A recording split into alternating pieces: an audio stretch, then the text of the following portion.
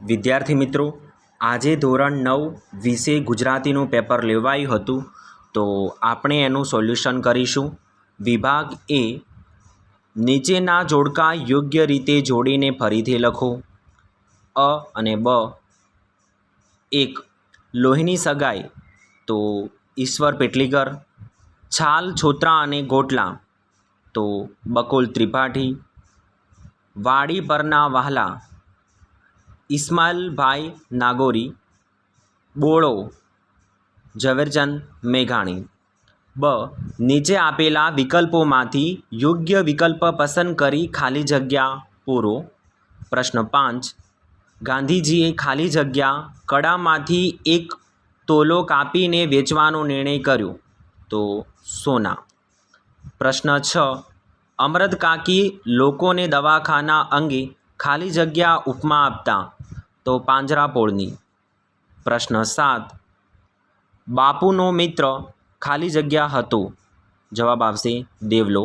પ્રશ્ન નંબર 8, નાનજીભાઈએ ખાલી જગ્યામાં પ્રખ્યાત કીર્તિ મંદિરનું નિર્માણ કરાવ્યું તો પોરબંદર.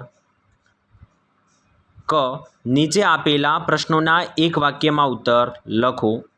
ગોપાળ બાપા શાનો વેપાર કરવા ઈચ્છતા હતા? પ્રશ્ન 10, ઓલિમ્પિક કઈ સ્પર્ધા રાખવાનું લેખક સૂચવે છે? ડ, નીચે આપેલ પ્રશ્નોના 3-4 વાક્યોમાં ઉત્તર લખો.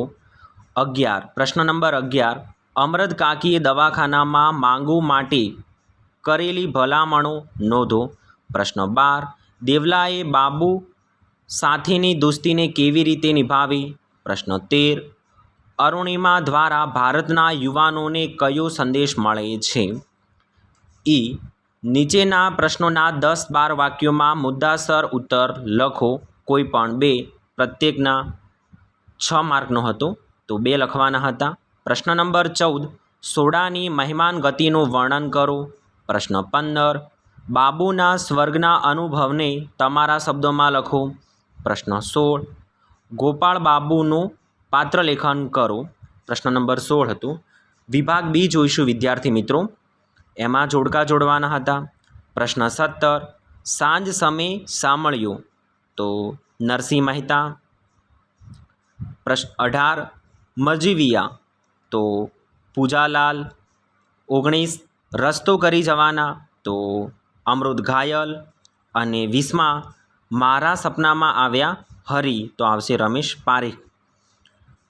બ, વિકલ્પોમાંથી યોગ્ય વિકલ્પ પસંદ કરી ખાલી જગ્યા પૂરો. પ્રશ્ન 21, શ્રી કૃષ્ણ અને સુદામાએ ખાલી જગ્યા ઋષિના આશ્રમમાં અભ્યાસ કર્યો હતો તો સાંદીપની. પ્રશ્ન 22, જે કામ કરે તેની ખાલી જગ્યા થાય છે તો પ્રશંસા. પ્રશ્ન 23, દીકરીને હોસ્ટેલ ખાલી જગ્યા જેવી લાગે છે, કાંટા જેવી. પ્રશ્ન 24, માતાની છાપા ભર્યા ખાલી જગ્યા પરબ જેવી હોય છે તો ઉનાળાની.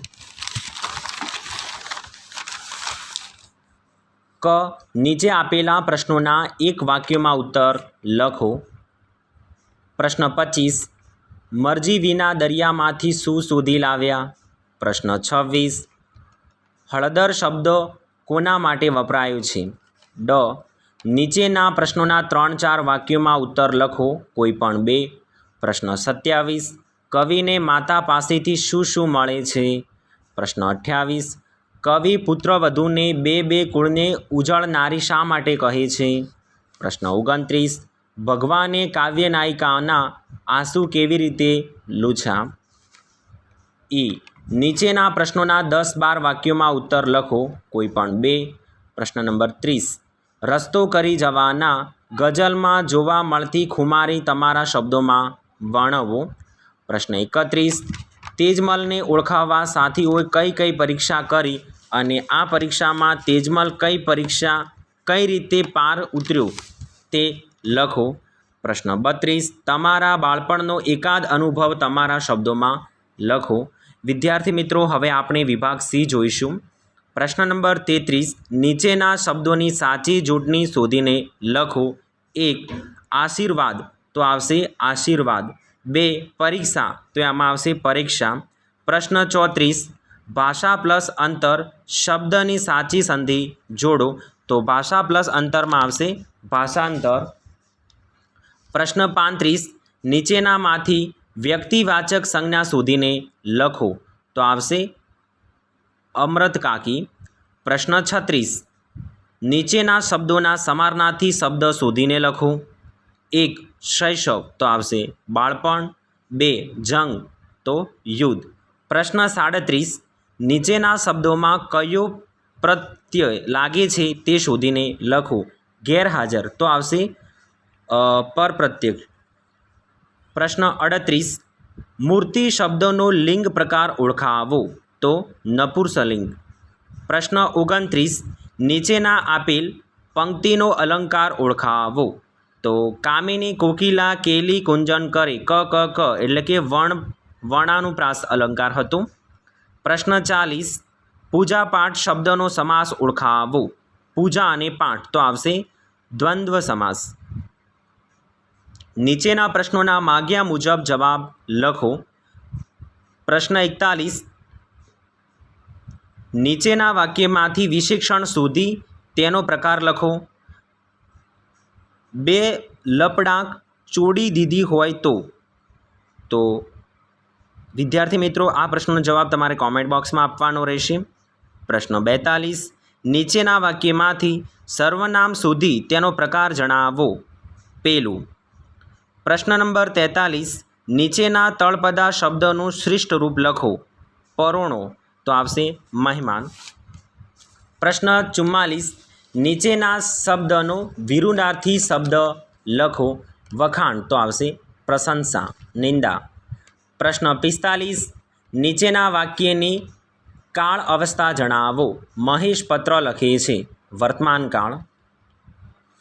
પ્રશ્ન 46 ન ઉપડવી રૂઢિપ્રયોગનો અર્થ વિકલ્પમાંથી શોધીને લખો. તો આવશે જવાબ આવશે ક બોલવાની હિંમત ન હોવી. પ્રશ્ન 47 નીચેના શબ્દ સમૂહ માટે એક શબ્દ લખો. રસોઈ બનાવવા મૂકેલું ગરમ પાણી તો આવશે જવાબ આંધણ. પ્રશ્ન 48 નીચેના વાક્યોને કર્મણી વાક્યમાં ફેરવો. દેવલો સ્વર્ગમાં જાય છે તો કર્મણીમાં આવશે દેવલાથી સ્વર્ગમાં જવાય છે. દેવલો સ્વર્ગમાં જાય છે તો કર્મણીમાં રૂપાંતર કરતી વખતે દેવલાથી સ્વર્ગમાં જવાય. પ્રશ્ન 49 નીચેના વાક્યનું વિધિ વાક્યમાં રૂપાંતર કરો. કાબરી જીવે છે તો કાબરી જીવે છે. પ્રશ્ન 50 નીચેનું વાક્ય સાદું સંયુક્ત કે મિશ્ર વાક્ય છે તે ઓળખાવો. પિતાજી બોલશે અથવા ઠપકો આપશે તો અથવાથી જોડાતું વાક્ય હતું તો સંયુક્ત હતું, સંપૂર્ણપણે મુક્ત હતું. પ્રશ્ન 51 સુંદર શબ્દનો ધ્વનિ ઘટકો છૂટા પાડો. સ પ્લસ ઉ પ્લસ ન પ્લસ દ પ્લસ અ પ્લસ ર. પ્રશ્ન 52 નીચેના વાક્યમાંથી રવાનુકારી શબ્દ શોધો. અષાઢના ધનગર્જન ઝીલ્યા સરાજણતા ઉતરતંતે તો આવશે ધનગર્જન એ રવાનુકારી શબ્દ હતો. વિદ્યાર્થી મિત્રો હવે આપણે જોઈશું વિભાગ ડી. નીચે આપેલી પંક્તિઓનો આશરે 15 વાક્યોમાં અર્થ વિસ્તાર કરો. 53 મિત્ર એવો શોધવો ઢાલ સરખીઓ હોય, સુખમાં પાછળ પડી રહે, દુઃખમાં આગળ હોય. અથવામાં પૂછાયો હતો. ચડ પડે જીભ વડે જ માનવી. કોઈ પણ બેમાંથી એક લખવાનો હતો. પ્રશ્ન 54 તમારી શાળામાં યોજાયેલ વૃક્ષારોપણ કાર્યક્રમનો અહેવાલ આશરે 100 શબ્દમાં લખો. એની અથવામાં પૂછાયો હતો પત્રલેખન. તમારા નાના ભાઈને ગીત સ્પર્ધામાં પ્રથમ નંબર આવ્યો છે તો તેને અભિનંદન આપતો પત્ર લખો. પ્રશ્ન 55 નીચેનો ગદ્યખંડ વાંચી તેની નીચે આપેલ પ્રશ્નનો ઉત્તર લખો. તો પહેલો ગદ્યખંડ વાંચી લઈશું વિદ્યાર્થી મિત્રો. નદીને જો કોઈ ઉપમા છાજે તો તે માતાની જ છે. નદીને કાંઠે રહીએ એટલે દુકાળની બીક જ નહીં. મેઘરાજા દગો દે ત્યારે નદી માતા આપણે પાંખ પકવે. નદી કાંઠે ફરવા જઈએ એટલે કુદરતના માતૃવાત્સલ્યના અખંડ પ્રવાહનું દર્શન થાય છે. નદી ઈશ્વર નથી પણ ઈશ્વરનું સ્મરણ કરાવનાર દેવતા છે. જો ગુરુને વંદન ઘટે છે તો નદીને પણ વંદન કરવું કરે છે. પ્રશ્ન 55, 56, 57 ને 58 ઉપરના જે પેરેગ્રાફ ઉપરથી શોધીને લખવાના હતા વિદ્યાર્થી મિત્રો. પ્રશ્ન નંબર 55 થી 58 નીચેનું કાવ્ય વાંચી તેની નીચે આપેલા શબ્દો પ્રશ્નોના ઉત્તર લખો. ગીતા પરીખનું આ કાવ્ય હતું. પ્રશ્ન 55 થી 58 એ જે પ્રશ્ન પૂછાયા હતા એ કાવ્યમાંથી શોધીને લખવાના હતા વિદ્યાર્થી મિત્રો. પ્રશ્ન નંબર 59 નિબંધ લખવાનો હતો 250 શબ્દોમાં.